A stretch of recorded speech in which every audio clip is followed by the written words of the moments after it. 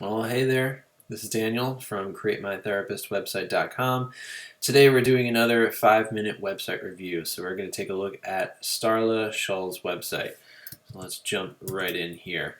So here is Starla's homepage. Now Starla, I'm going to start with some graphic design stuff, just some things that come to mind as I just kind of take the first impressions of this website. First of all, your logo is getting a little bit lost up here with this image behind it. So if it's possible, maybe just increase the size of this would make it a little bit thicker, make it pop out a little more.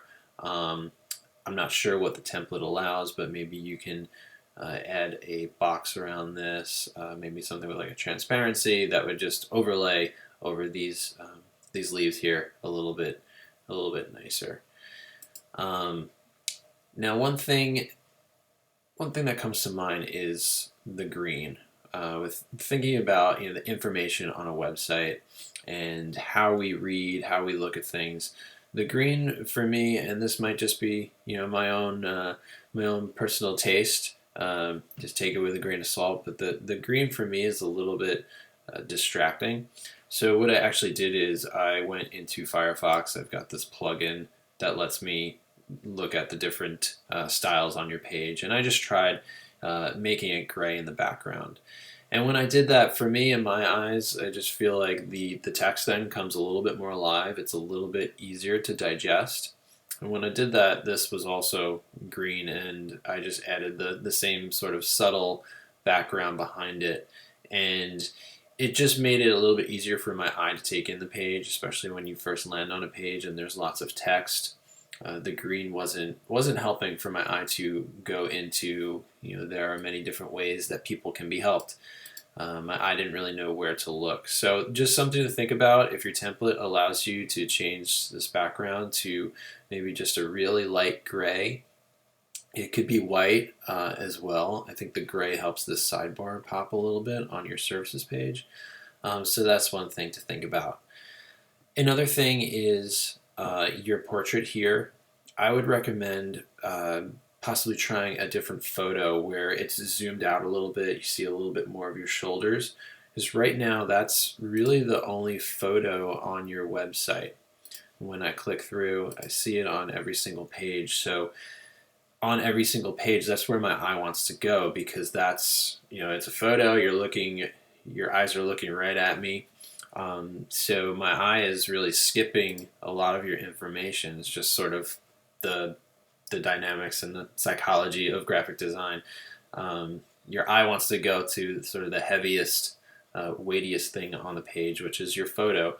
And so I would either reduce the size of this or see if you can play around with not having this in your sidebar, and maybe you just include it within the content of your page.